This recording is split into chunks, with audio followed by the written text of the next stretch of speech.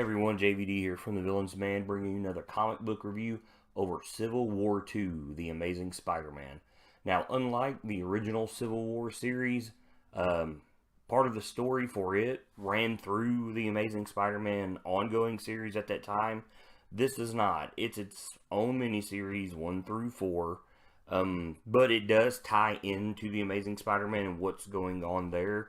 It's basically just a way to push some character plot forward for the future while making it make sense with this ongoing thing going on in Civil War II. And there's not a whole lot that you could spoil out of this series. As a fan of Spider-Man, I would not buy this. I would wait till maybe I could find the issues for $1 a piece. They're not really worth the $3.99, which I don't think hardly anything Marvel puts out anymore is worth $3.99 or even $2.99. But I'm a true believer, been a true believer for a long time. So I stick with my brand. But I'm just gonna go ahead throw in these spoilers if that's what you want to call them, because like I said, none of it really spoils anything that goes on in Civil War II. But Ulysses Kane, the Inhuman that can basically see futures, is invited to Parker Industries by Spider-Man. And, he's kind of looking around at the tech they got, and it's to give him an idea if it's going to work or not, which I kind of thought was weird what it would bring to the future, considering that we've seen him show futures to Miss Marvel or Captain Marvel. I'll always call her Miss Marvel. To see if they're going to, to prevent world-ending threats, and here it is, basically about technology, and it's strange. Well, anyways, when he meets the flying car and he meets Clayton Cole, aka Clash, he has a vision that Clash is basically going to have a confrontation with Spider-Man. And if you know anything about Clash, he's been reformed. He used to be a villain. And Pete, feeling bad for him when they were younger, has basically tried to give him a second chance at life by letting him work here at Parker Industries. And basically, the whole confrontation starts off with Cole is in love with this woman. She's got a kid. They both work at Parker Industries, I'm assuming. And he's wanting to marry her. And it all starts off bad for him as his parents are getting him a lot of grief about it. Oh, she's a single mother. She's only there for your money. And his debate is, I don't have a lot of money. It's all in a trust until, I'm off parole. And they keep, I want my grandmother's ring. This is what it was left for. No, she's not worthy of that. So that's what sets all this off. And then when she wants to talk to him, she doesn't want her son to be, ridiculed at school about her boyfriend being a villain because her son really likes him and is already asking about him being his new daddy. And she turns him down. So that's what sets him off. That's what kind of pushes him over the edge.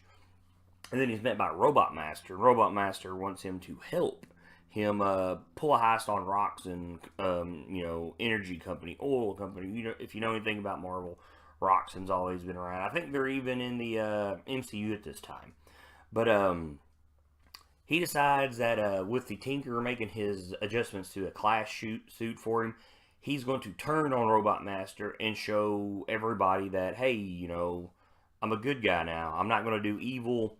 It kind of backfires on him once Spider-Man gets there to help him.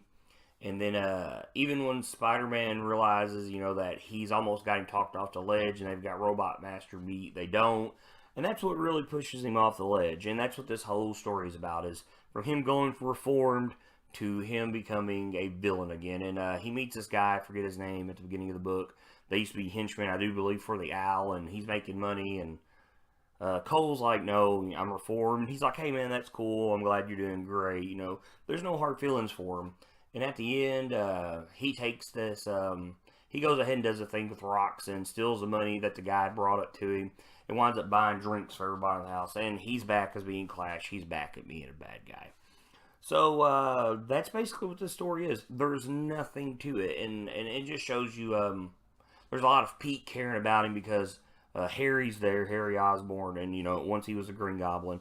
And he really feels bad because Harry has done so much for himself to reform, and Pete's always been there for Harry. They've always been, really good friends, and he's helped him reform, and he was really wanting to do this. So, that was really nice to see because Pete always cares about everybody around him. And you also get to see here where Marvel takes, Spider-Man takes Captain Marvel's side during this upcoming Civil War. They've always kind of been friends. At one time, there was hints at them, this relationship thing they had going on a couple years ago that might happen. I remember the scene where they're, this is back when she was Miss Marvel, and they're sitting on the rooftop eating chili dogs, and they have the little banter back and forth, and people thought that was going to come something from it, and now here, those moments are now led to this moments because there's a lot of trust between them, and now that Captain Marvel has Spider-Man on her side, which I'm with Tony during this Civil War. I was actually with Tony in the original Civil War, so there you go. And Pete's I think he's picking the wrong side, but this has been real short. Much like this book, it's real short. It reads real fast. Just like this review, it's fast. But I'm JVD. This has been my review for Civil War, The Amazing Spider-Man. Check out the rest of the reviews I'm doing for some Civil War 2 stuff. Keep reading, guys.